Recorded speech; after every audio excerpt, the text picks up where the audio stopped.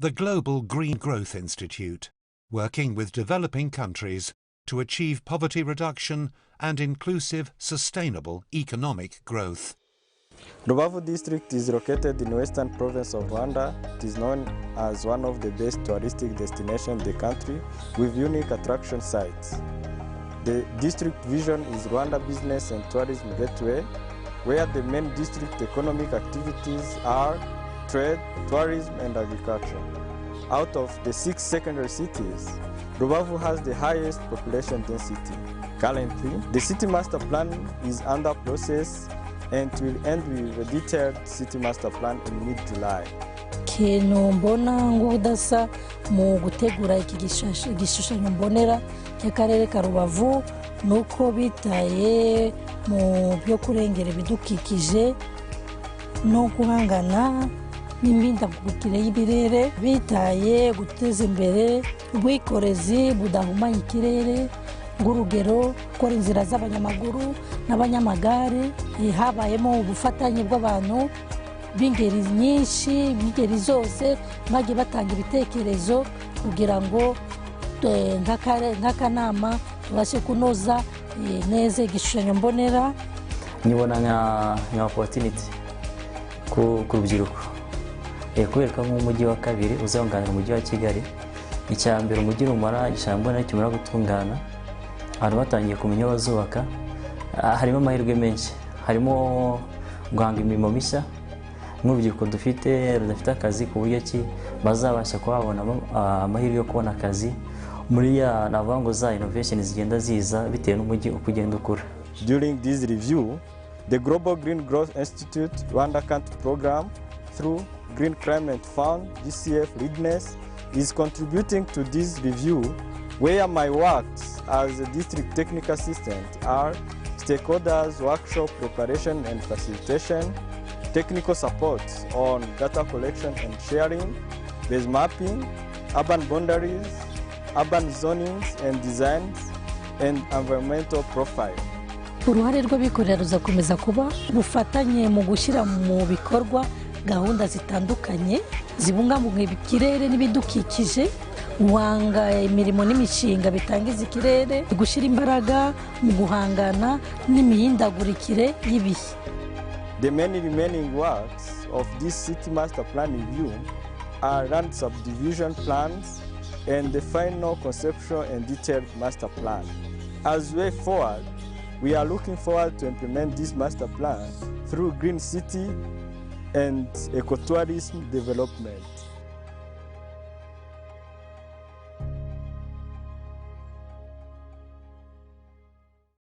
The Global Green Growth Institute, working with developing countries to achieve poverty reduction and inclusive, sustainable economic growth. Rusizi city is known as the Western Gateway for trade and tourism.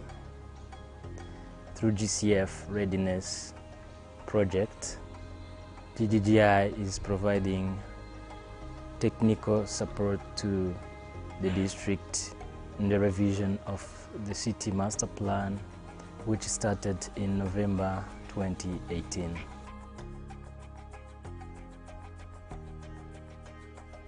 As a district technical assistant for green growth and green urbanization, my overall is to ensure that green city development principles and guidelines are integrated in the revision of the master plan, so that the revised master plan best serve the population while leading to the sustainable economic growth.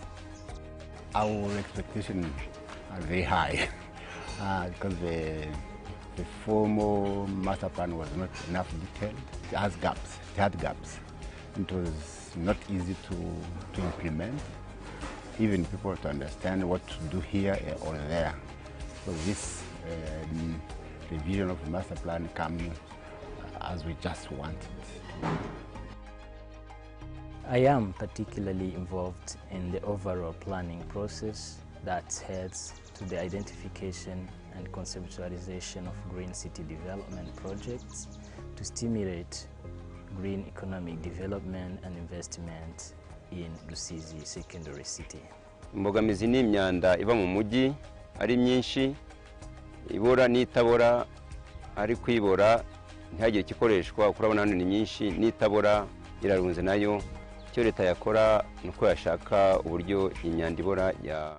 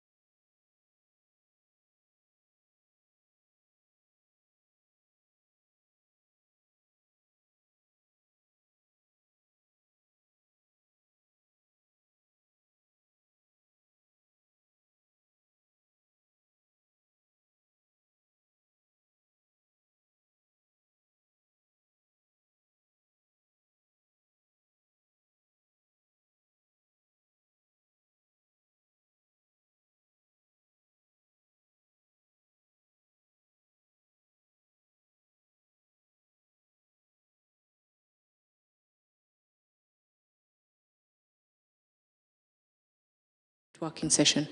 Thank you all for making it back.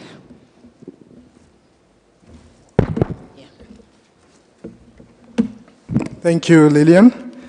I will try to make my presentation a bit brief because the idea is for us to save lost time, and that lost time we will use to listen to you for more questions, for more input. I am not a good fan of inviting people and telling them, sorry, we don't have time. So please feel free to ask more questions. We'll also give you an email address where you can send us information that we can use to even improve the work that we are doing. My presentation will basically be looking at what knowledge did we have during the preparation of this project, as well as what are the lessons that we've learned. And just to give you a disclaimer, it's not a textbook presentation. They are real lessons. So my presentation might not necessarily have a lot of writings or information that you can read through. But if you listen to me closely, you may get an idea or some hints of some of the knowledge or lessons that we've learned doing this GCF Readiness Support Program. I will first start by pointing out the three key knowledge or lessons that we took out of this project. The first one is the project diagnosis and impact assessment. It should focus on enhancing people's livelihood.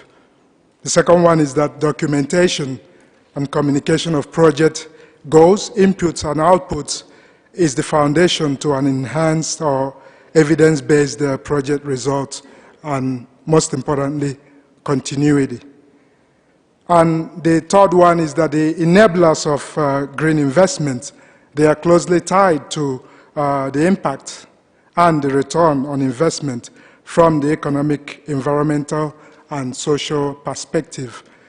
Now, when you look at the first one, it begs the question of most times when we talk of projects, it seems we talk about them in abstract. But most projects, programs are linked to people. And sometimes too, when we do talk about green growth, people forget that we are also talking about inclusive growth.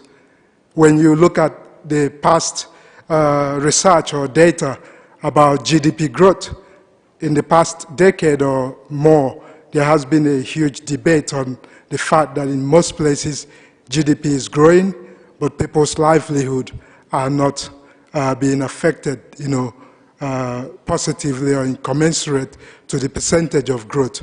So something is not adding up.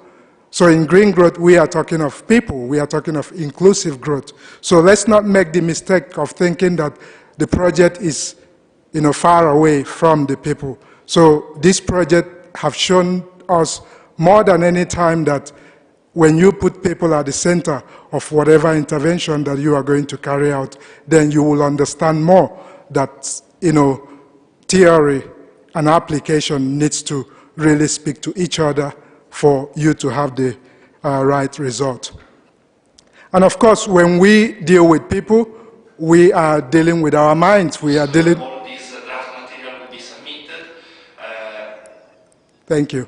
And we are dealing with, our memories, we are dealing with records, we are dealing with histories, we are dealing with several information that if we are not careful to document them, then we run the risk of repetition, duplication, lack of synergy, like we heard a lot of people talk about during the panel section. And of course, we go back to the drawing board as architects or planners do say. So the reason we are doing this is to at least refresh your memory for those of you who do know about this project. And of course, for those who this is the first time that they are hearing about this project, they have an idea that there is something in relation to readiness support. And this, of course, will make sure that there is continuity, because what we take out from today's lessons or knowledge sharing, we will build upon, because it is documented, because it is being handed over to institutions. They are being kept by some memory, whether it be within individual institutions or systems. So that is the reason why documenting or coding whatever you are doing, whether it be from the inputs, outputs, or outcomes, is very crucial. And of course, we talk about money. We need money to implement. And here we are no longer talking about the traditional investment. We are talking of green investment. And someone will ask, so what is different? Well, we are talking of a paradigm shift, a different way of doing things. So what it means is that for you to do things different, a lot of things needs to change. And that's the reason why it seems that getting this climate finance, green investment, whatever name is given, seems to be tough. But if we are going to do things different, we must have learned our lessons in the past, century of destroying our environment in the name of economic growth. So how do we go about rectifying that if we don't do the necessary by abiding by the criteria or the parameters that will help us to get the money and invest it rightly? Because if you don't do the right thing, then the money, even though it's coming from the intention or the objective of its investment is to move this paradigm shift, will of course go to the hands of those who are still in lack of knowledge of how to develop a project that is green. So the ability of an institution, whether it be public, private, whether it be big or small, to assess this financing is based on your ability also to show the return on investment, not only from the economic perspective, but from the environmental and also the social aspects. I'll move on to show you a bit of what we have, what we knew when we were preparing this project. One, we knew that we needed to solve a problem, to provide solution to an existing need within the society or in the country. And for us to do that, we needed resources. We needed time. We needed leadership. We needed, of course, validation that the need that we are focusing on is the right need. And also, most importantly, we needed patience for the fact that the challenges that we are working towards providing solutions to are challenges that precedes us. So, and we are coming to solve the problem from a different perspective. So we need to be patient to understand what is this new paradigm, what is this new approach that we are proposing. And of course, we needed partnership. Now, when it comes to resources, resources here, we are not only talking about money, we are also talking about people. We are also talking about time. So we realized that, yes, we have the people, but we needed the money for us to get this work going. In terms of time, yes, we had time because we understood the timeline or the window for us to approach the source of this financing to ask, to propose that we want to support this work. And of course, leadership, for the fact that the ownership of this work is by the government, we needed to be sure that the partners or the leaders within the NDA, within the ministries that we are working with, that they will provide the time, but also their knowledge in terms of developing, whether it be past projects or ongoing projects. And this leadership links closely to making sure that we get the validation that we needed. Let's take, for example, the readiness support. Usually with the GCF takes care of capacity building, awareness creation, all the things that we call the soft things. And I can say on record that the GCF readiness support for Rwanda is one of those globally that is producing something beyond just capacity building, awareness creation. And that's something that we are going to explore more, not only for us to maybe brag about it, but to feed back to these sources of financing to say, in some places, yes, this amount of resources could actually do more. That's a good knowledge that we have gotten, and also a lesson. So that validation meant that we were not just thinking of, should we just do capacity building, awareness creation, tell people that there is something called Green Climate Fund, but we are saying, look, we've been working in the secondary cities, in the urbanization. There is a need to mainstream green growth and climate change into these policies. Why not we, work along with our government partners to ensure that this leads to something very tangible? And as you can see from some of the results that were presented earlier today, that made a lot of sense, and we will still see some of the results as we go on in the coming months and possibly years. Patience, for the fact that we are talking of time. During the preparation, we needed to meet up the timeline, the deadline, within the window for you to apply to get the financing. So what it means is that the time you get ready and you submit your proposal, you will also have to wait to be sure that your proposal is being taken care of and you are going to be considered, because it's not everybody that applied that got their proposals approved. So patience was very important. Also within the team, because this is just a project within several programs that we are running.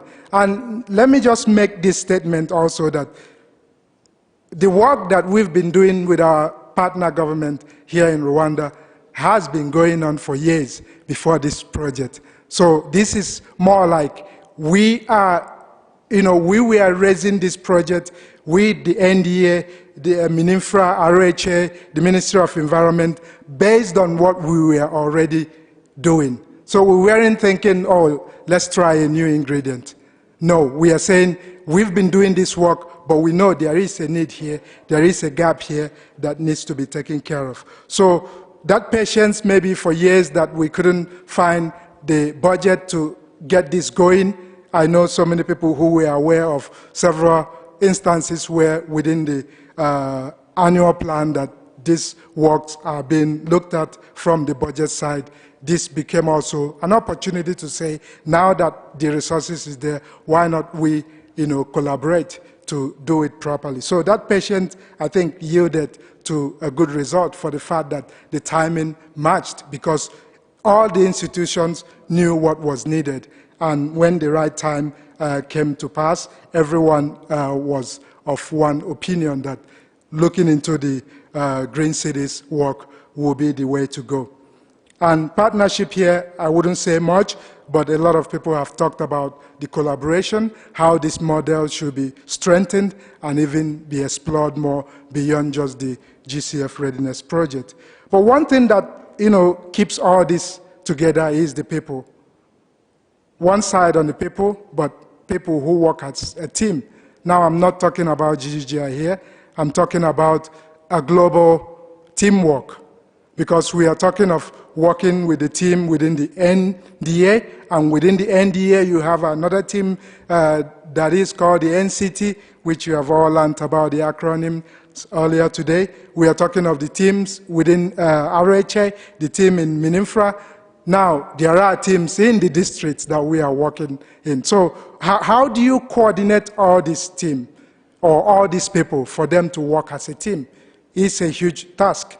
And I would say during the project preparation, we wouldn't say we had the knowledge of the enormity of dealing with people at different places, different locations, because there were teams in South Korea, teams within GCF that we are working together for this project to get approved. So that people and teamwork glued all this other knowledge that we knew of what we needed to get the ball rolling in terms of preparing the project and submitting it. Can't see the slide well. Maybe you can touch the... Yeah, the next slide, I'm looking at the lessons from the project implementation. I've looked at the knowledge from the project preparation, and the reason I've divided this between knowledge and lessons is that one is, in most cases, head knowledge, theory, what you know as a project manager, program manager, but the other is the real-life situation. You are now doing what you have on paper. What is the difference between what you knew and what you are now learning? In terms of resources, yes, when you look at it from money, yes, it was available because the project proposal got approved. But you can also say in terms of people, yes, the team was set up in all the different places. And this is something that I really admired with the way the work happened throughout the 12, 15 months of this project being taken care of. In each institution or agency that we've gone to, even where people didn't exist, they provided a focal point. So it's easy for us to say to AD, please, we have a meeting, we needed to take care of something, and he said, oh, Eric is there, Junan is there, and they are ready, they know exactly what they are coming to talk of. The same with RHA, they will say Vincent is there, Parfait is there. It's not because this is their, day job that they wake up to, but when the project kicked off, they made it priority. So the fact that each institution within the NDA, within the direct access, within the ministries had people that were dedicated whenever we call on them, made it possible when you look at it in terms of resources, human resources, for us to learn that this could be done. But does it mean we had the time? No, we didn't have the time. Time for the fact that from our perspective, we have applied to deliver this project within a specified period of time. So for your information, when you are giving this money, it's not given in perpetuity. You just have to deliver it within a time frame. And sometimes I heard one of the evaluators says, can you imagine someone coming to us asking us to extend the time for a project that was applied to be delivered in 4 months for another 12 months? That's just a no-brainer. They will tell you, oh, I don't think you're ready. So we were constrained with the fact that we need to deliver within a window of time to go back to the persons or the institution that has given us these resources to make a report or a record of how this project got delivered. So time in that aspect was not available, but also time within the team wasn't all available because people were also doing other things. So when you call on someone, meetings could get rescheduled, plans could get rescheduled, and each day you lose means time lost. So we realized that even though we thought we had time during the preparatory stage, at the implementation, we didn't have time. Leadership was linked also to time. Most of the decisions needs to be made at the strategic level, because you don't just go saying, yes, we got the proposal approved, so we just do whatever we want. So we have series of meetings, whether it be with the focal point of the NDA, whether it be with the focal point at the direct access, and of course, our focal points within the different ministries, different development partners who are working in the same space, and within our organization internally. So what we realize is that people will always prioritize to tell you that, oh, I'm very busy. That means we have to push decision making till tomorrow. And that means you need to wait for that decision to be made for you to move forward. So we realized during implementation that, yes, leadership is there, but the time that they have is not enough. Validation is always a progress. So most times you will see someone say, oh, how did you come up with this plan? And I learned it's validated. No, there is information that is missing here. That means you have to go back to do what? Revalidate.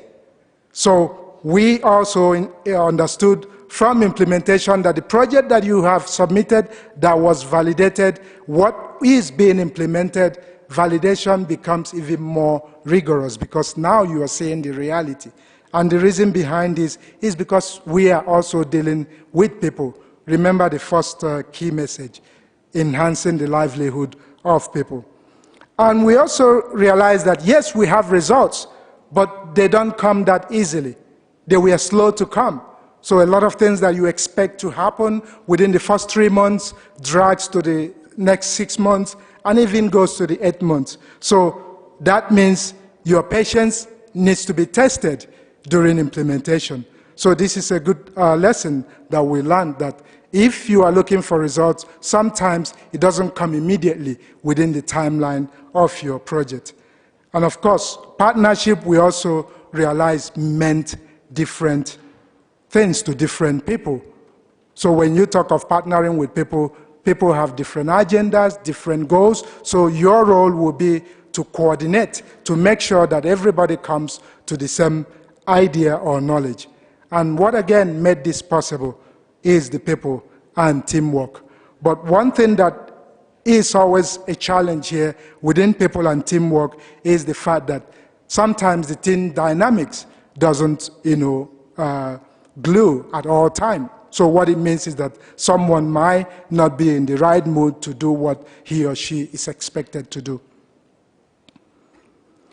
I will go to the consultations, outreaches, workshops, and I will just ask a question, a quick survey. How many of you are hearing about this project for the first time? Just be honest. It's not a crime if you're hearing of it for the first time. Okay, so which means some of you may have been consulted the second time, or the third time, or fourth time. And the number I have here is direct consultation.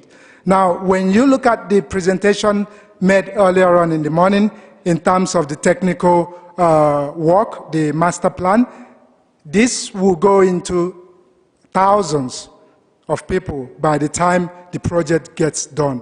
Because, for example, when you do community engagement, like I remember Enrico saying, we joined the Umuganda. We don't pass out, attendance sheet. So how do you get the number? You could, actually understand how many people, joined the Umuganda. So when you talk of the indirect contact we've had, this is much more double. And the reason behind this is because at the first point I talked about people's livelihood. If you're going to do projects that will affect how people live today and tomorrow, then they need to be at the center of implementation. And one of the things we realize is that for the fact that you are consulting many people within different platforms means also that you need to go back to the person giving you this money to say, hey, some plans need to change. This is the reality. And because they are sitting somewhere far away, you need to make a lot of justifications to make that plan change. So implementing projects is even much more difficult than just writing the proposals. So it is very important to know that institutions we are consulted at the national and district level, community sectors and cells, experts, policymakers, technicians, academia, professional bodies. If I ask how many of you are from University of Rwanda, we will be sure it's the greatest percentage. And of course, the law enforcement, some of them were actually some of the sub-project proponents that we could be looking at when implementation of the thematic areas comes into play. I will quickly go to some of the lessons from this consultation format. For example, in the meetings and field visit, we realize that you need to reprioritize because communities have something that they think is more urgent, and you need to understand this. You need to also build capacity to inform people that, hey, I understand your needs, but this is actually what we call a readiness support. It's not like a full proposal where you have gotten the money to build or to implement. So it's more like we want to let you know that you need to be on the right track to get that big money. Reporting and feedback links to credibility. By the time you have gotten your data from the technicians and you go test it on the ground, you can figure out whether what you have on paper is reality. So we learned that at some point we will need to go back to check the data again to see whether the information that we are getting from the platforms or these consultations fits into what we have shared with the project approvers. And of course, the design and conceptualization means that you need to align with the government priority. And for example, the district development strategy that is being rolled out needs to anchor, or the project needs to anchor a lot of the priorities within this plan. Next.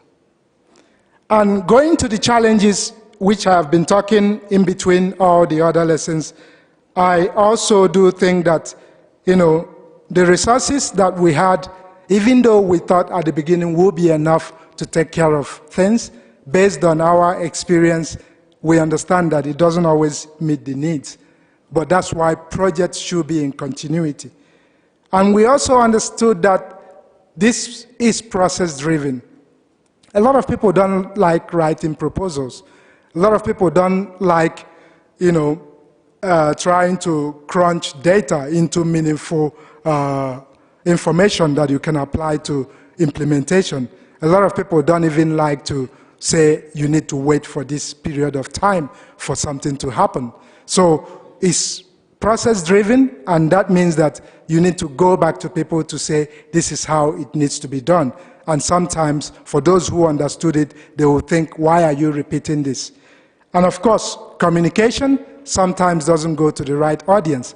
Like I am talking now, when we go to the district, to the sectors, I wouldn't be the person talking. It would be someone who can speak the language that those people understand. And the implication will be that the person needs to also know what I know. So there is that gap in information dissemination. So you need to speak the right language to the right audience, or else you might be missing the point. Just like I said previously, a lot of people don't understand the difference between a readiness project and a project that is already, a full proposal for implementation. I talked about revalidation, a big challenge. Some of these are formal, some of these are informal. Results doesn't always come to the scale you need it. So before we were saying the result was slow, but here the result is there, but you think, oh, it should have been bigger, it should have been more impactful. But most times it doesn't happen within the project timeline. And of course, partnership, even when you have written agreements, when you have written contracts, when you have written, whatever you have called what will lead you to partnership, doesn't always lead to consensus. So you might agree and disagree. So what that challenge means is that you need to continuously engage so that the partnership works. And what it means is that the same people that are gluing the teamwork, needs to have the dynamics. So we realize that the team dynamics is not always present. So if I am sick, that means someone needs to take up my role.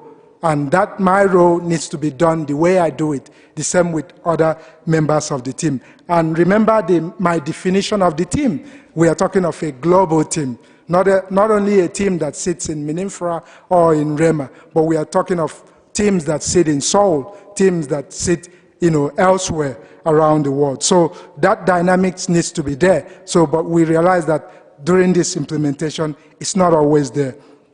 And above all, or at the end, we did know that some of the initial results of this project are moving towards implementation. For example, we've seen the scale of work that has been done in the master plan review. We also have some pockets of other projects that are coming up. For example, we have a public space project in Nyagatare that is moving much closer to more tangible implementation. We have other concepts that different people will be interested to say, how do we take this forward? And we have also learned that documenting what we are doing, especially in the first 3 cities that are receiving this technical advisory, will inform the remaining project implementation. Not only within the 6 secondary cities, but we believe, nationally in terms of green urbanization. But most importantly, a tangible project output, like I said before, an outcome is being presented from readiness support. I'll be happy to see at some point if the new shift when it comes to readiness in some places will start looking at situation where we don't only just focus on capacity building, which is absolutely needed, or awareness creation, but we can say, how do we test this in real projects? And this will lead us to take most of what we have been presented with as project concept. And mind you, these are just the 4 that came up within the thematic areas. There are like several projects that are within each district and each sector and subsector. So we will be able to take this forward for further development and potential investment opportunities. Thank you very much.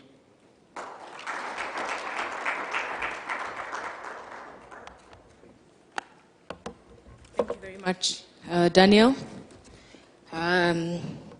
We are looking to transform people's livelihoods. To be able to do this, we need to put together what the people need with teamwork, enhancing our team dynamics. We have to be working with data that is credible and that is validated. Also taking into account that planning, implementing of these projects, it's something that requires a certain level of patience so that you can be able to mature bankable and productive projects. We must document so that we build on synergies and we avoid repetition, we avoid duplication, and most importantly, by avoiding duplication, we look at how we carry forward past initiatives and ongoing initiatives. I'll be inviting Ms. Inhi to continue on from where Daniel has stopped. She'll be taking us forward and giving us a sense of where we are going forward from here, and looking at how we can build these synergies, looking at how we can continue what we have already initiated through this readiness and preparatory program. Welcome.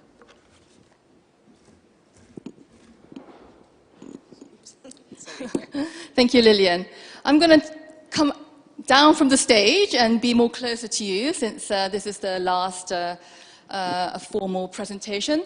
I just have one slide up, and this session is just to, sort of look back on all the presentations that we had so far and look at ways to go forward. Because as I said in my introductory remarks, this is a starting point. There's a lot of additional follow-up work to be done. And I've been trying to also, take note of all the messages and feedback that's been given by the participants here. And on the way forward, I was thinking maybe 3 big headlines that may be needed for us to consider to take this GCF project forward and make sure that we have continuity in the years to come. The first is, of course, capacity development. Now, it was a big component of this GCF readiness. However, capacity building, capacity development is an ongoing process. It's a continuous process. Just because we've done a project on capacity development doesn't mean that the capacity is developed. There are further, capacity building that needs to be done. And I feel that, of course, Rwanda, compared to many other possibly developing countries, the NDAs are very strong. You have a direct accredited entity, MOE, with lots of projects in the pipeline. However, this climate project, climate finance landscape is always evolving. So learning what are some of these components that are continuously developing needs to be always kind of built into this capacity development agenda. So I feel that there are more things to be learned, and it needs to be continuously pursued. And the intelligence on climate finance, climate projects needs to be developed. So I feel that's an area that probably will need further development. Of course, we have the national coordination team that's been set up before, and it's been capacitated. However, it's not an individual that the NCT is being run. It has to be institutionalized. And, what are some of the other ministries that may be, that there are some scope for them to get involved? I think could be something that we need to discuss further. Also, district offices. This project being targeting the secondary cities, we really needed to involve these district offices. And I think through this project, the concept of mitigation projects, adaptation projects, climate finance has definitely been something that's been registered. However, again, more capacity development in the district offices is needed, maybe through the one-stop centers, but more increasingly, this city management office is being sort of looked at for being set up. It hasn't been set up, I understand, but the fact that a lot of infrastructure projects, a lot of implementation projects will be managed by the district offices. There are a lot of donors and government, the central government, that requires the city management to be done in a more sort of professional way. And I think city management office will be set up quite soon. Hence, there needs to be a capacity development in those city management offices on climate change, climate finance, etc. So those are some of the sort of bullet points that I've put down. Now, I want this session to be a bit more interactive than me just doing this monologue. If you have any sort of inputs on my sort of way forward proposal, very happy to really register them and put that in our report, because these are some of the things that we think that may be a way forward in light of our project experience, project challenges, lessons learned, and the feedback that we receive from you. Initially, I wanted to say, so what is it that we want to do going forward? who is it that needs to be involved, and then how do we do it? But I think it's kind of, there are some interchangeable bullet points there. So I think you just have to look at, like the first point is further development, capacity development on some of these government institutions. As I said, build institutional readiness, not a readiness of an individual, but there needs to be a systemized readiness in the institution so that when one person is sick, as Daniel mentioned, or leaves or moves on, that knowledge is stayed and that you don't start from the beginning. I think that's very key in the capacity development field. I think there was a mention to linking to SDGs and NDCs, some international, national commitment to international treaties or international agreements is, I think, key to making sure that this is not a one-off project or something that will be, is not sustainable. Going further, why not link it to Imehigo, your annual planning, annual planning exercise? That would definitely then help to better institutionalize these capacity development mechanisms. And then, of course, there are many, many capacity building, capacity development initiatives already ongoing, linking to that as well. And then maybe the next GCF readiness project could be on furthering the NDAs and the DAE capacity development that takes into consideration some of these elements. So that's sort of the first way forward. Just think about that, and I'm going to ask for some inputs on that. Maybe I should ask for some inputs on the first way forward before I move on to the second one. Any reflections? Am I going the right direction? Is this where you think that would be quite interesting? I think the three thematic areas are fine, but I would wish to see your recommendations as to how this becomes a local initiative. That is, you have inputs, you have capacities, you have areas. But how do we institutionalize it in such a way that it's a local development program that is locally driven forward rather than looking at the people who initiated it? And just in addition to that, looking at the capacity development component again, as we're talking about it, maybe the focus seems to be more on the sort of the beneficiaries or the transit beneficiaries. We've been talking about the academia, how do we engage with them? I would think that maybe in the capacity development component, if you could look at a possibility of establishing sort of a module, or how do you work with the academia so that we leave a legacy of, green city, the Green Climate Fund capacity in terms of developing projects. And, we're thinking about moving out of the public institutions as government, engaging the private sector to develop their own proposals, and where could they get this sort of capacity? Could there be a module within, even as students are coming out of the university, they already have something to tick on and then start developing projects, so, something like that. Sure. I believe it would be very good and can leave a very bigger impact. No, absolutely. And I think, yes, the third component is basically that, continued outreach and engagement.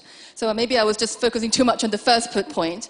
Let me just maybe step back a bit and say, look, the first, second, and third are very interlinked. It's not just like the first way forward is like the very, it's a parallel process to the second. Actually, the first, second, third are very much interlinked. And as you said, the capacity development on the first bullet, on the first point, is more on the NDAs and the NCTs, those at the center of the whole initiative, the government.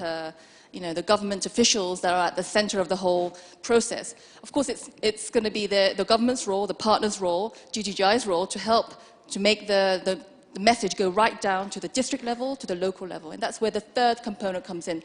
I think for this particular GCF readiness project, we have been very much focusing on our government partners. However, I think the next step will definitely need to be a bit more at the granular level, the grassroots level.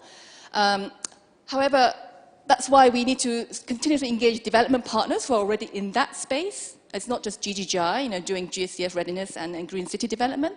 There are other development partners who are actually operating in this space, and we have been trying to get more plugged into what they're doing. Let me give you an example. Of course, World Bank is obviously doing the Rwanda Urban Development Project that we would like to try and see how we can link what we've been doing in the GCF with them. Annabelle has just come in to do something on the construction industry, and they're very much interested in the green urbanization as well. There are UN Habitat, who's been in Rwanda for a while, who's also doing something similar. And there are civil society organizations who are actually then more plugged into the grassroots level. So those are people that we would like to partner with more to make sure that what we're doing is then trickle down to the district level and to the local level as far as possible. I say other key national players, but they are the academia, they are the professional bodies, the planners, the architects, engineers. I mean, they are the ones who at the end of the day will be implementing some of these projects. So it's one thing having a concept of green urbanization, it's quite another actually implementing green urbanization at the project level, So this will be a continuous, I think, process that we have to engage as time goes on. But this continued outreach and engagement will then obviously have a more targeted capacity building, capacity development element to it. And that could be a separate initiative that we can work with, I don't know, Ministry of Education or other ministries that may be more aligned to that kind of mandate. So the third, if I just go through the third bullet point, yes, other key national players will include the academia and professional bodies. And then private sector, very important. At the end of the day, it will be industries, it will be companies that will also be able to implement this.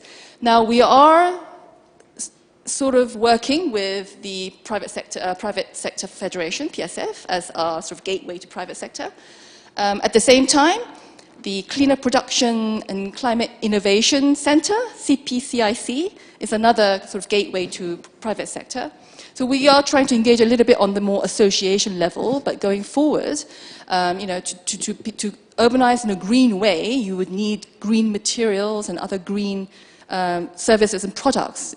And that means green industry has to then come in and produce some of those materials and services. Hence, there will be a very big private sector component right there, as well as some investment coming from the private sector. So that's sort of the third bullet point on the third way forward element. And then the fourth bullet point is the local communities, as our friend has mentioned. We are very aware that at the end of the day, it's people. I mean, the project that we're trying to do is to influence, to benefit, it's for the people at the end of the day. The people is at the center of what we are trying to do. And of course, local communities who are directly affected, should be directly engaged in the whole process. Now, in terms of partnerships though, of course, GGGI as a small institution can of course be the gluing, the gelling force for getting together different stakeholders at the government, at the international organization, district level, but at the more grassroots level, we will have to partner with those who are operating in that space. For example, civil society organizations or other international development partners who are very much geared towards more local community development. So that's something that we will have to see how we can take forward. There's a burning question coming from a few. In fact, not question. Just to emphasize on institutionalizing this process, which is really critical, because projects have a time frame with a specific purpose. We can have very good projects that have very tangible results. From our experience, the issue is scaling up such a kind of results. As you put it correctly, for instance, now for this project you need a kind of a bankable project, where still you are, when I heard this morning from the panelists, there's no lack of capacity to come with that kind of bankable projects. If this is the case, then how such a kind of things can be owned by the government so that they continue with this thing in the regular budgeting process so that the scaling up, replicating dissemination can continue. For that one, I think the most important thing is that everything has to be demand-driven and aligned to the needs and priorities of the countries. That is the most important, even the region. What I missed from this thing, okay, I raised about SDG in the morning. Now, what I missed, the other part is, as Africa, we have, our leaders have this aspiration, which they expressed in their Agenda 2063. Agenda 2063, with almost 20-something goals, and those goals are interlinked to that of even the SDG. Therefore, you see, our owners, the political leadership, to get a political leadership for such a kind of intervention initiative is very important. To do that, at country level, we have to align it to the country's program, good. At regional, at Africa level, also we have to align it to that of the African leaders' aspiration, that is Agenda 2063. In that process, then we can leverage, the political leadership of such a kind of program, and the scaling up process can continue in that way. This is just a comment. Thank you. Thank you very much for that very important comment. I totally agree. Thank you. I want to add on what he was asking. I would like to know the time framework for the way forward. That time framework for the way forward, how long are we going? The next step, how long is it? And then if we can break down the activities that we are planning for the way forward, like in midway, after 2 years, 3, 4 years, we will have achieved this. Or if there are bunker projects, maybe after 2 years, we should have achieved this. Then 5 years at the end of the project, we target to have achieved this, so that as we do the monitoring of the sector, we can also monitor the implementation of this. Thank you. Timeline. I mean, this is not even a project, so we are now trying to finish the current project and see what are the elements that we can use for the next phase. And it could be not just one project, it could be several projects. And I think I've just mentioned in the slide, if you could maybe just show the slide, sorry. I mean, each of these could be a project concept, you know what I mean? The first on the capacity building, so that could be a project in itself. The last one also can be a project in itself. I think there's a lot of interest in reaching out to the general public on the issues of sustainability, on climate, etc. Maybe then I should maybe just go to the second one, which I think a lot of people are more interested in. It's the draft, the thematic concept notes that came out. Lillian presented that in the morning. We came up with 4 thematic concept notes, and this is not some concept notes that came out of the blue. It is something that trickled out from the national roadmap to the district development strategies to the revised master plan. So it's very much plugged into the national strategies and policies and the district strategies and policies. And we believe that it is prioritized project concept notes that then can be enveloped and sort of filed as a priority project for the country. Now, I'm sure there are more projects, but this is something that those resilient, inclusive urban neighborhoods and urban peri-urban agroforestry, green industry, especially eco-industrial park, waste to resource, those concepts that you heard in the morning, are something that we can now go and develop further. Now, each of those concepts is a project as well in itself, right? And it's depending on the location. For example, we saw dairy and agro industry in the Nyagachare, seeing how we can develop that, possibly in the eco-industrial park concept. So we have that sort of more or less still very high-level concept currently. Now, how do we take that forward is what we're trying to do as next steps. Because the concepts are still very much at the broad level, one element is maybe to tap into the next GCF mechanism, most notably the Project Preparation Facility, PPF.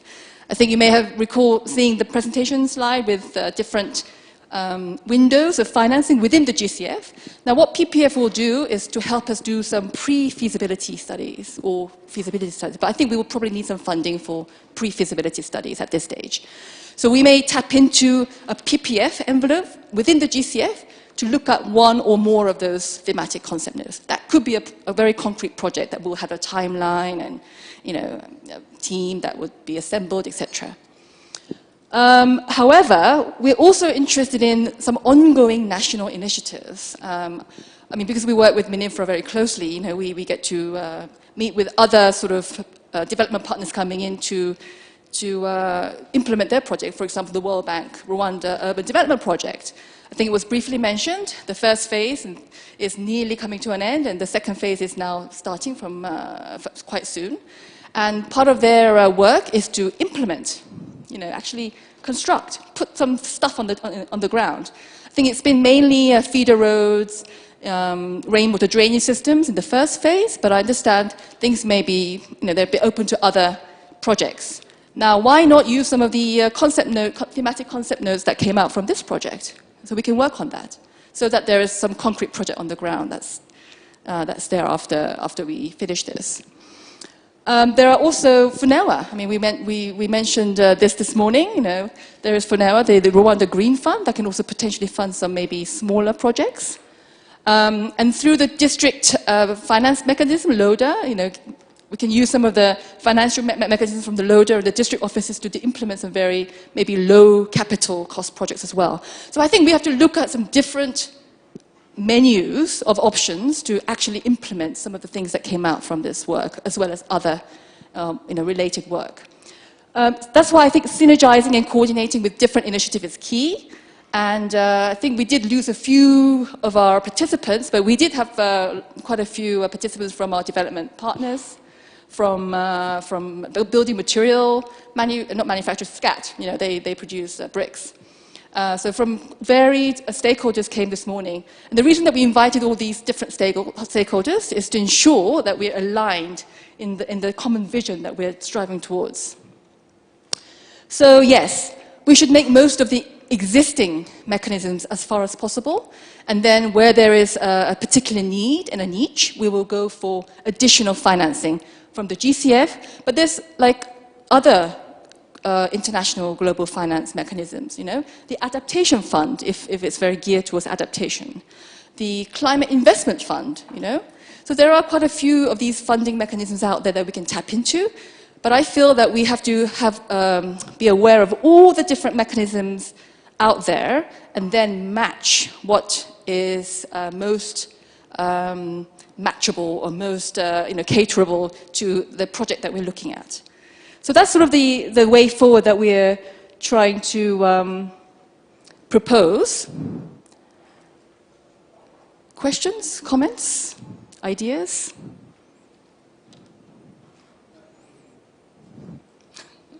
Anybody from the back as well? I think what everybody's gearing towards is some kind of idea from this project as to how to localize it, to containerize it, to spell out specific institutions that you would recommend should take each action forward.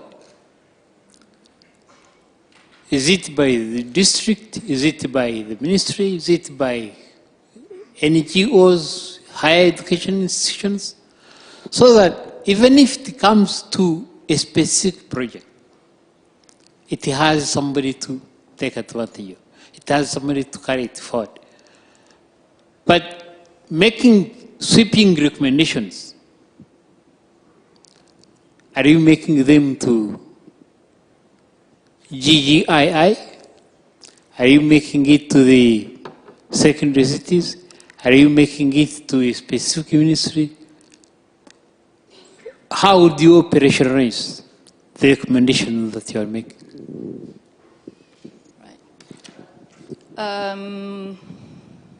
So depending on the subject and the location, I think what we have currently as a result of the GCF project, and I think maybe some of my colleagues could, maybe we can just segue into the Q&A as we are now getting a bit more you know, engaged here.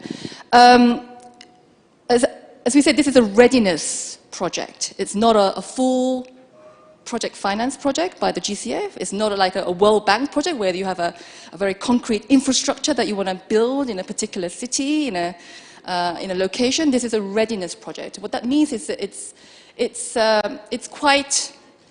generic in many sense. I mean, it's not a concrete project where you have a very clear names of people who will do it. It's more of a readiness project that, of course, has a central target point, which is NDA, our National Designated Authority, REMA. However, it's not just REMA. What we're trying to convey here is it's not just one institution that can do this. It's REMA, it's RHA, it's MinInfra, with the support of GGGR as a technical assistant body, to then reach out to further stakeholders, as you mentioned, the locals, of course we have also engaged the districts as well. But we have to go further, and that has become one of the lessons learned, one of the recommendations that came out of the project. And we will go further. In whatever project we do, I think local community involvement will be a cross-cutting issue in whatever project we do, be it establishing an eco-industrial park in Yagatare, focusing on dairy and agroforestry, be it, what do we have in Rubavu? There was ecotourism, has been quite prominent. We do some project that's very much targeting on the ecotourism sector. Again, we need to involve the private sector, the local communities. So once we have a bit more clarity on exactly the kind of project that we want to do, which we are in the process of doing, it's not something that, after this project, we have a location and a project, a very concrete project idea. We have a broad concept, which we will now develop further. And that could be done through a GCF PPF facility or other funding sources, which we hope that we will be able to get. Okay. So maybe I'm going to sort of hand over to our Q&A facilitator, but I'm very interested in hearing some of these inputs that came. I think we can keep the discussion going as the questions come from the floor. Yeah. Okay, thank you very much, Ine, for a good way forward. We are happy with what is planned. What I wanted to remind is that this is a readiness project. Mm-hmm. We are happy with the way forward. Specifically, it was related to new project idea of new ideas for next projects. Normally, those are the main expectations that are expected from the readiness project. We are in the phase of preparing the country to get more. Yeah. So all stakeholders, we have now the ideas, what is going to be the next phase to see how to translate this concept into full projects that can bring more money, bring more finance to implement this green city concept. Have concept note on urban and peri-urban agroforestry, concept note on waste to resources, concept note. All those concept note, what we can aim is to translate them into full project proposals. Mm-hmm. Thank you. All the money.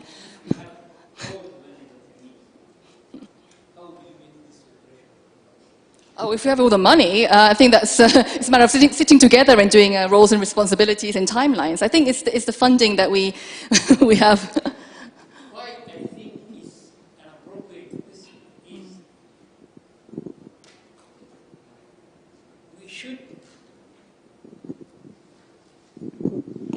I think we should be saying this is the problem.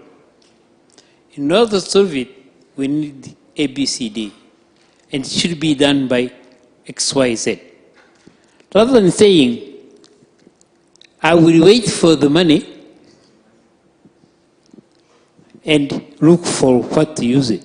I think we should have what to be done and then look for the money for it.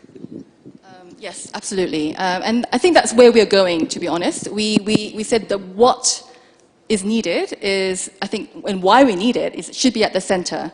Now, of course, we've come up with these project concepts. We broadly know where the location is. We know some of the sector areas. And as I said, there are ongoing national initiatives that we can plug into in terms of implementation. So I would, because these are also national priorities, and I think we should make use of the already existing national mechanism. Maybe Eddie can add more to that, but... Just to add, maybe the whole idea behind the GCF readiness and preparatory work was more to do with what are the ideas out there? Do we, can you suggest something that can be translated into a project or something that can be implemented? That's the issue around, the funds that were mobilized as part of readiness. So, and they wouldn't allow, again, to go deep, even if there could be a balance, to go into implementation. The whole idea is that GCF is waiting for projects concepts where they will have to decide to choose one or two, and that's why she was talking about the PPF, the Project Preparatory Fund. Now, how are you going to do the feasibility? Now, the component of the feasibility is that's where you're going to go deeper into the technical, administrative, and operational means.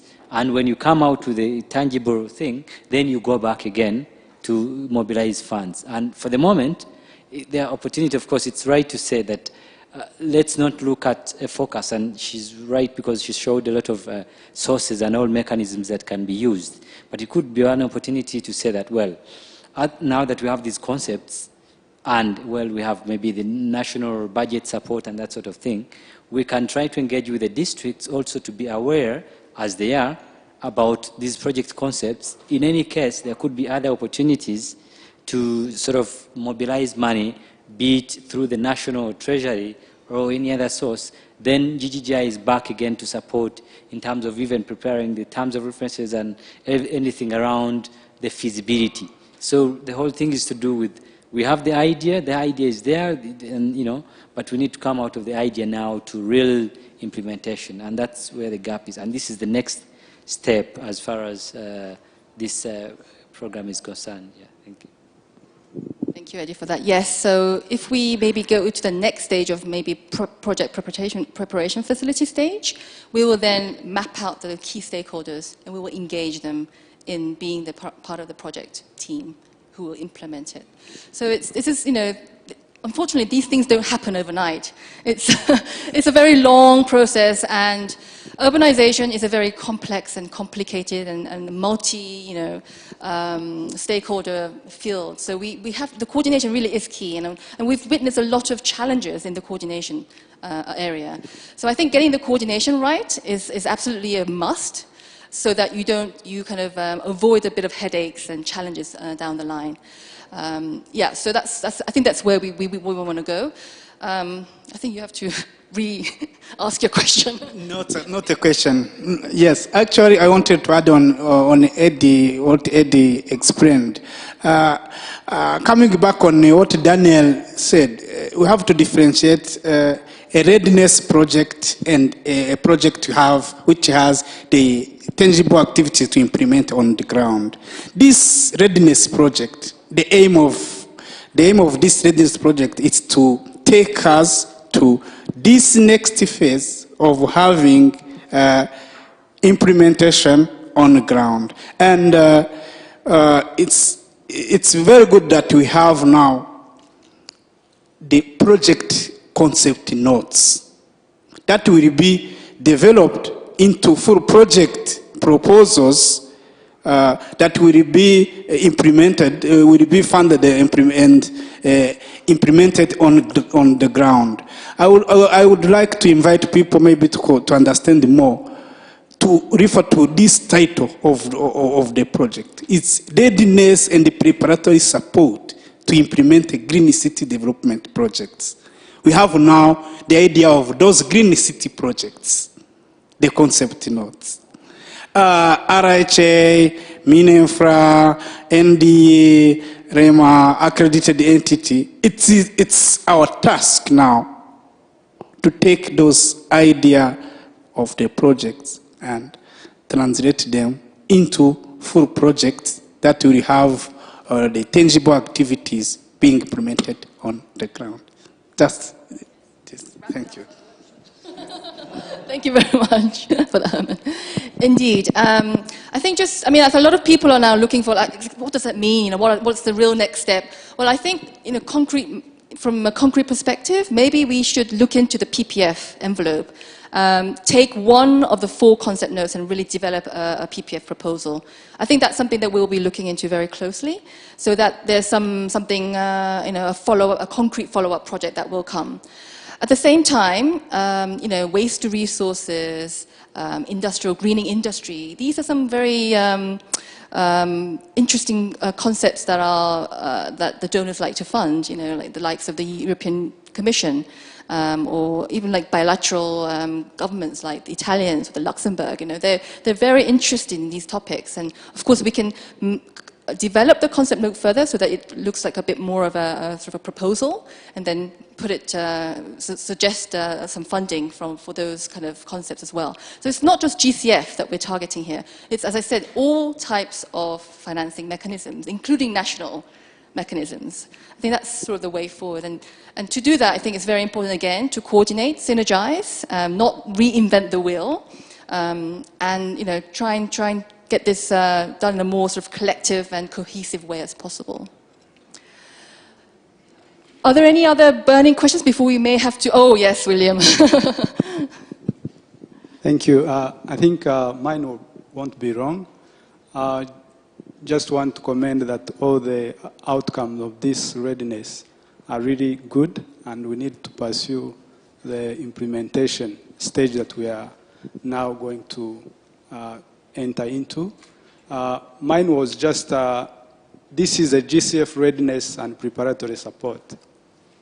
And some of the outcomes that we have seen, or the recommendations, I just need to maybe hear from the GGI, other than pursuing the channel of GCF, how is the Global Green Growth Institute maybe could be partnering with government institutions and private sector to actually tap into other financing options based on the recommendations that we have seen.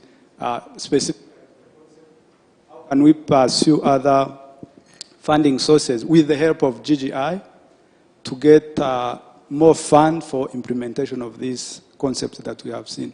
Maybe that one, if there is among the way forward, but that most of people were emphasizing on, how can GGI, partnering with government institutions, as you always do, then put synergies together to mobilize more resources to implement what we have seen as the outcome of this readiness, GCF, but which can be applied to other So you're talking about outside of Rwanda national budget, right?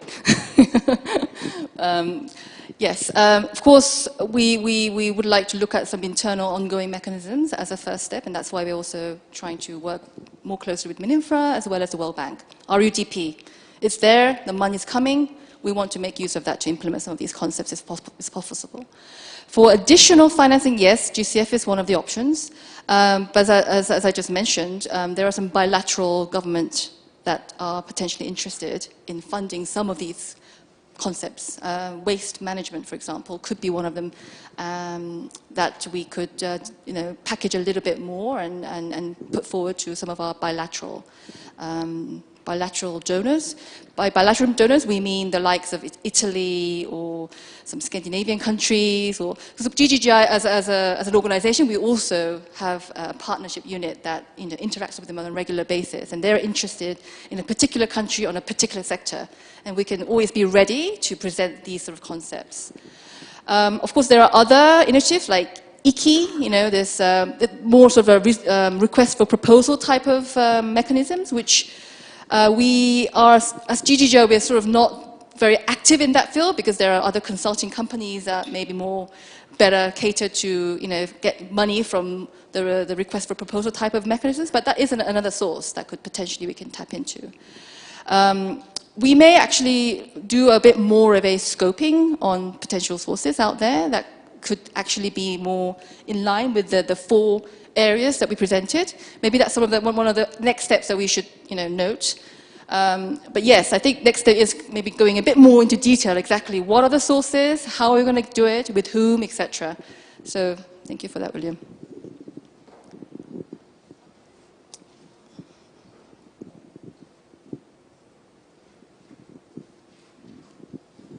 Thank you very much. I have a small question about the way forward. You explained about the involvement again of the local government, the districts, as they are the main implementer of most of these programs. I wanted to know if, as the Readiness project come to an end, of course, part of the check, I mean, the tools you presented, the evaluation checklists, maybe I'm wondering if there was a kind of assessment to check what level of capacity is already there with the district, because we said there are many like funding opportunity out there, and that one of the challenges about accessing to this funding because of the capacity limitation, and we know that there were technical support, GGI assistant to the district, but they were mainly maybe or at the technical level in the one-stop center. I don't know if, in generally speaking, if the capacity at this level is, because, you know, districts are autonomous entities, they can themselves develop projects and try to mobilize funding as well. I be it at Fonerwa or some other funding opportunities. So they can even engage in partnership with the private sector for some investment projects. So I want to know if there is a kind of assessment at this level, and maybe there was a question I asked before noon to know if the team, the technical team, is part of the next steps for continuing this journey to support this green growth process. So maybe I would like to hear from you, especially for the district, how you see the capacity at this level, and what could be the component in this process of thinking of the way forward for concrete more projects now. Thank you. I think for the first question, I'll will respond. Can you allow me to answer the first question? So yes, there is a lot of project need in terms of resilience at the district level, and the district technicians and the one-stop centers are the ones that are actually giving us the information or providing the assessments and so on. And our district technical assistants have been crucial in not only supporting the implementation of the project, but also giving us here in Kigali insights on what needs to be done. Another advantage of the GGGI is the fact that officers like me, we are sitting in the different agencies, so we are pretty familiar with the imihigo of each. And that puts us in a light that we can advise MOE into creating a project finance proposals or other kind of proposals. Now, to respond to your question whether the district can access this kind of finance, it's no. Unfortunately, it is the GCF, has very strict fiduciary standards and other criteria that for this moment, the city level and district level cannot directly apply. However, it's a recent case where direct access entity has managed to make a deal with the fund and create a fund for the city in several countries. So this may also be an option, but it's a lot of room for exploring. Rwanda is not only a beneficiary of the GCF, but it's also one of the examples that GCF is using into shaping their tools. So again, it's an opportunity for us if there's such insight from your side on what we can do better to improve Rwanda's access to finance. We're very happy to accept that. For the second question, I think I will pass it to you. Our district technical assistants have been absolutely instrumental in getting a lot of the work done at the district level, and I think we value more and more resources and action that needs to be done at the district level. So any follow-up projects that we do, we would like to actually focus a lot on in the districts if possible, because implementation will, at the end of the day, will have to happen in the district level. So we currently have, well, we did have 6 district technical assistants, but just to be frank, you know, given the resource constraints, we actually had to only take 3 of them as staff members. So we're still present in the districts. But with more resources coming in, we would like to have at least one person in the district who can support work at the district level for sure. But the general principle is more action, more activity, more resources need to go to the district level to make these conceptual thematic concept notes a reality. So that's the way we want to go. Of course, resource is always a constraint, so that's where we will try and focus our effort and attention going forward. Yes. Okay, I think this has to be the last question because I know that we are now eating into our networking session. Okay, it's not a question. My name is Patience. I'm chairperson of IDEA Rwanda, main initiative for development and environmental awareness in Rwanda. I would like to thank you for your incredible project, and I would like to thank the presenter and the presentation. So I would like to suggest, if it's possible, that you could send to us on our email this presentation of today, so that you could keep thinking about this project and our intervention. Thank you. Patience, if you signed attendance, you'll get the email with everything plus additional information. If you did not register, please take the time to register on your way out. Give us your email, your telephone number, so that we can continue to interact with you, your institution, your area of expertise, so that as we move forward, as we translate these concept notes into detailed projects, that we can engage with you much more tangibly. Yeah? I know I've heard from a number of, also in Kinyarwanda. Jean-Pierre? Ah, okay. Yeah, I didn't want to say it badly and be misunderstood. So the material will be, part of the material will also be translated in Kinyarwanda, especially the national roadmap for Green City Secondary Development. And this will also help you, like you've said, Patience, to also think on how we can enhance these concept notes and how we can even introduce new projects for consideration. Great. If you'll allow me? I think yeah. over to you, just so that we can, yeah, thank you. Thank you very much for a very interactive session. Dr. Bazimia is going to ask you 3 months from now, 6 months from now, 9 months from now, how tangible they are. So note it. I know, yeah, no, I'm noting the people who he'll ask you for the tangibles. Ineza will ask you where she can tap in and be a part of the project. MOE will tell you, I don't understand. Readiness is done. Where is next? Same with Haman. So let's get ready for what's ahead of us, taking into account that each and every one of us can play a significant role in this. Don't go home and say GGGI and RHA and REMA will move this, and MOE. Each and every one of us has a role to play moving this forward. So, so that we don't lose on our networking time, like I said during the lunch break, look for somebody you don't know, look for somebody who can give you a bit more insight, look for someone you can learn something new from, and exchange contacts, and then we can be able to then strengthen our relationships, synergies, and see how we can move the agenda to low carbon and climate resilient development. Thank you very much.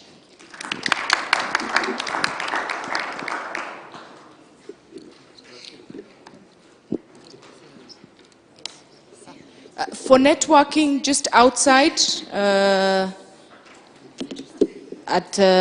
as you walk out, there's some coffee, snacks, tea, something nice, and then you can interact with each other. Thank you very much once again.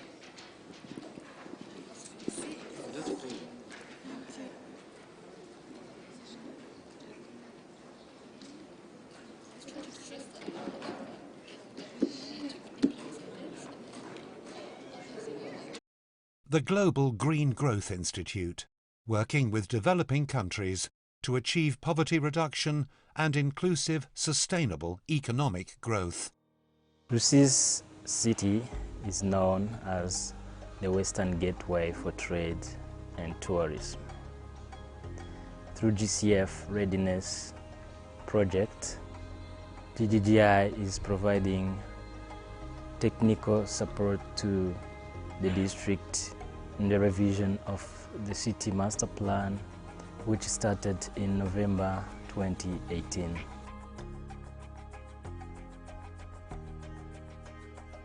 As a district technical assistant for green growth and green urbanization, my overall is to ensure that green city development principles and guidelines are integrated in the revision of the master plan so that the revised plan best serve the population while leading to the sustainable economic growth. Our expectations are very high because the former master plan was not enough detailed. It has gaps. It had gaps in what to do here or there. So this revision of the master plan comes as we just wanted. I am particularly involved in the overall planning process that heads to the identification and conceptualization of green city development projects to stimulate green economic development and investment in Rusizi Secondary City. Imbogamizi ni imyanda iba mu mujyi ari myinshi, ibora n'itabora, ari kwibora ntihagire igikoreshwa, kurabona hano ni myinshi, n'itabora irarunze nayo.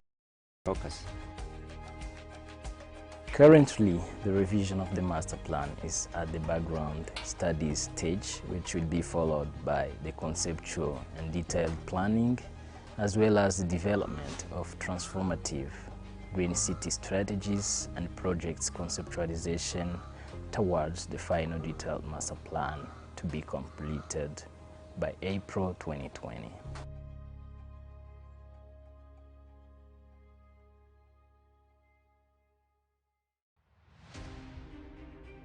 Rwanda government is beneficiary of Green Climate Fund and REMA as a national designated authority. We have worked together with GCF as implementing agents or delivery agents. We worked together to prepare the concept note, and this has come in place to help Rwanda green growth and climate resilience strategy, and also to be able to contribute to government plans, including Vision 2050 in National Strategy for Transformation. The role of the National Coordination Committee is to review the project and see its alignment with the national priorities. We do review the projects for the NDA to issue a non-objection letter to the project to be submitted to the Green Climate Fund. We started to think on how we can use the readiness support for Rwanda, and we looked at the key priority to work on. We thought we should move to green secondary cities, of course building on the green city pilot, so we wanted to scale up and take it further to other secondary cities, so that we don't go for secondary cities when they are not green and yet we are working on green secondary cities pilot. GGGI has a delivery partner, prepared a concept note, of course with engagement with and collaboration with Ministry of Infrastructure and Rwanda Housing Authority that are in charge of urbanization. Now the secondary city master plan review, the conceptual stage has been finalized. Now they are developing the zoning regulations for the master plan of different secondary cities. The process has been involving training of the NDA staff and created the entity staff that will be able to assess and evaluate some proposals before they are submitted for GCF financing. So we see this as capacity building process. So I think it has been achieved. And again, building capacity within the country for people to be able to write some proposals to access more finance to implement some projects. Aujourd'hui, le Rwanda est un modèle en termes de protection de l'environnement sur toutes ses formes. Nous sommes également au Rwanda parce que nous avons une vision également de pouvoir au niveau du Burkina, d'aller vers une agence d'accréditation au compte du Burkina Faso. Nous savons également que le Rwanda en avance dans le processus. Pour nous, c'était l'occasion de s'inspirer de l'expérience du Rwanda afin que nous puissions aussi à notre tour avoir une agence accréditée au Fonds vert pour nous permettre bien sûr de mobiliser l'ensemble des ressources pour notre pays.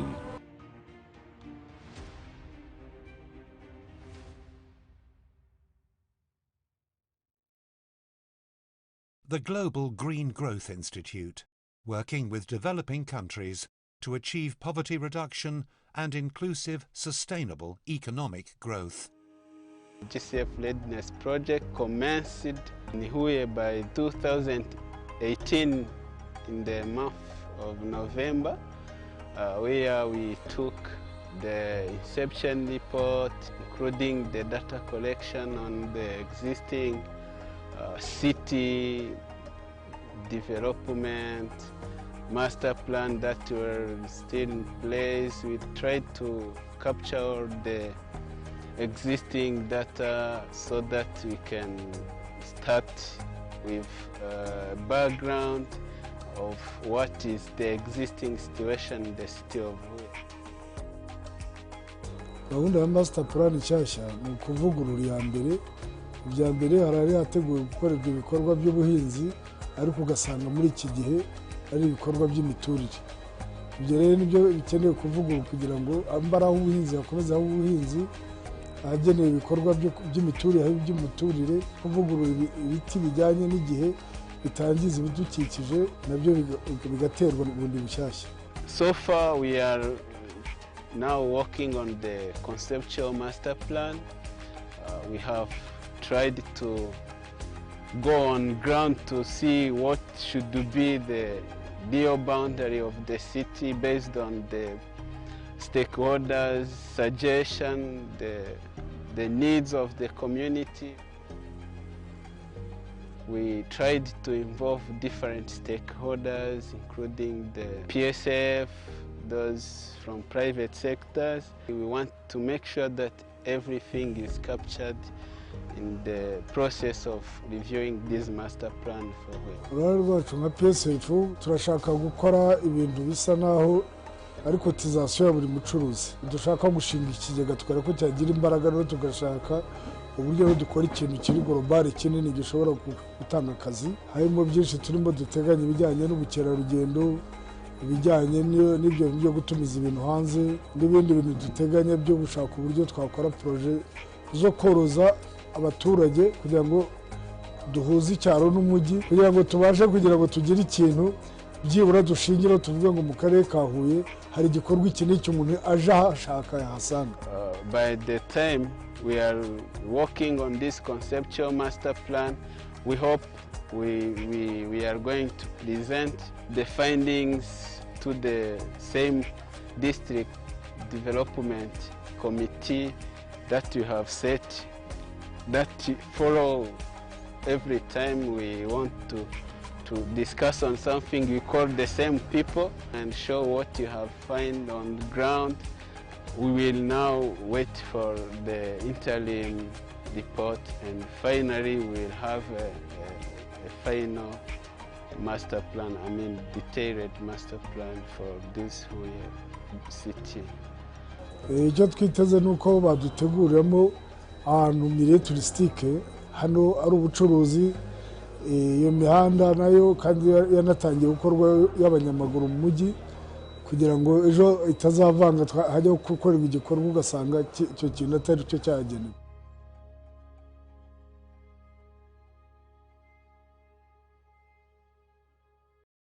The Global Green Growth Institute, working with developing countries to achieve poverty reduction and inclusive, sustainable economic growth. In November 2018, the district of Muhanga started a review of the master plan of the city. The district, in collaboration with Rwanda Housing Authority and GGGI, started by the kick-off meeting by explaining to the stakeholders what will be done. Thereafter, the inception report was presented to elaborate the methodology and the timeline.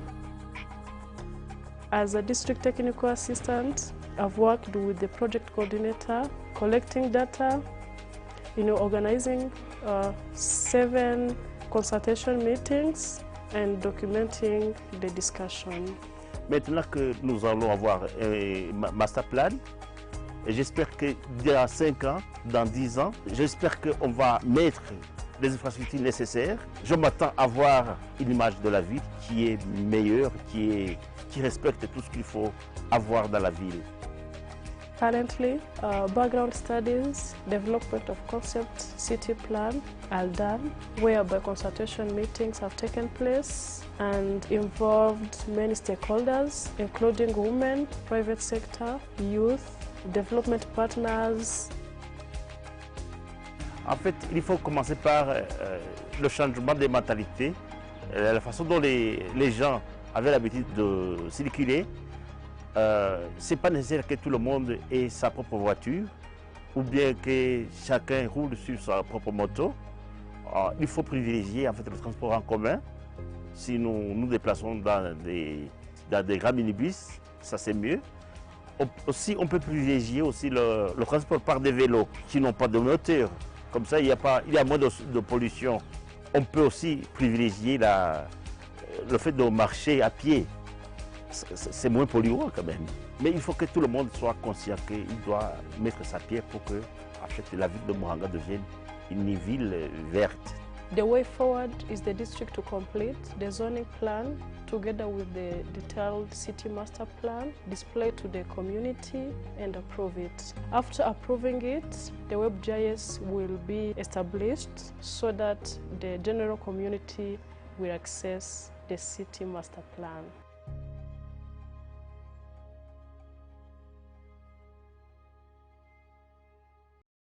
The Global Green Growth Institute, working with developing countries to achieve poverty reduction and inclusive, sustainable economic growth.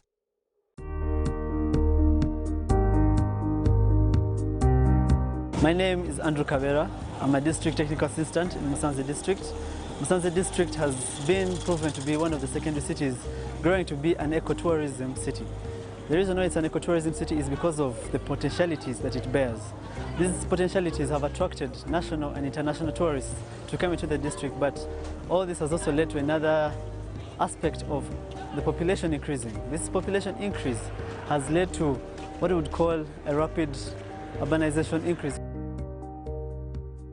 However, with this fast-growing population, Musanze is in need of adequate services to serve the people and the growing population, whereby support in collaboration with the districts in order to see how to create poles and make them supportive in order to sustain and provide services to the growing population. As a district technical Musanze district have been involved in the GCF Readiness project, and this has come in to revise the master plan. The master plan is being used currently as a tool to guide the development, and this has been an opportunity for us to mainstream and integrate green growth concepts into the plans.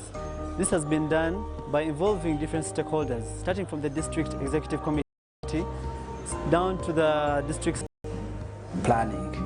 So since we are the ones who plan, then that was the phase one. Now we are entering into phase two, which is going to include the general public, and this general public is going to provide the views, the ideas, but all in the benefit of providing services that are needed.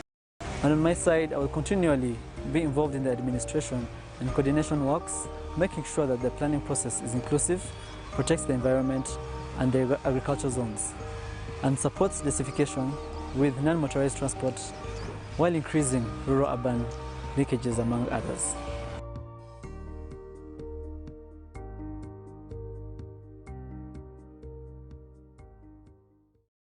The Global Green Growth Institute, working with developing countries to achieve poverty reduction and inclusive, sustainable economic growth. Nyagatare is known as a commercial hub and dairy center. Through GCF Readiness, Global Green Growth Institute is supporting in the review of the master plan. Within the urban design boundary that have been confirmed, you will find the area where there is the public and green space designed by Global Green Growth Institute. The way forward of this review of the master plan, they will provide the zoning plan, the land subdivision, and the urban design report. They will also have the public display of the master plan and the WebGIS platform for local development plans. Referring to the presentation they gave us, we shall be having transport, connectivity to other places like the other emerging sub-cities within Nyagatare.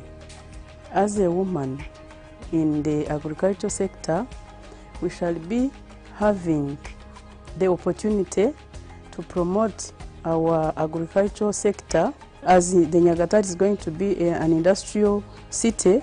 So as when you get the investors from outside, we shall be having some job creations to women, to the community, to the youth.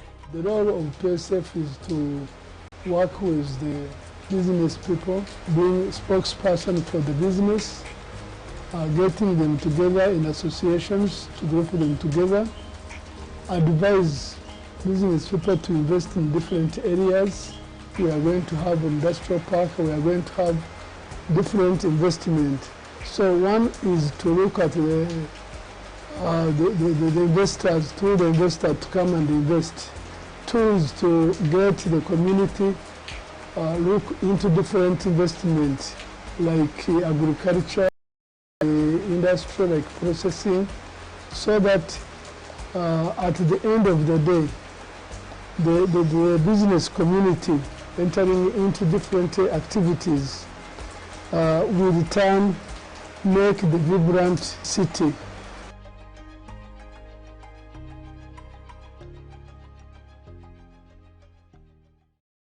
The Global Green Growth Institute, working with developing countries to achieve poverty reduction and inclusive, sustainable economic growth.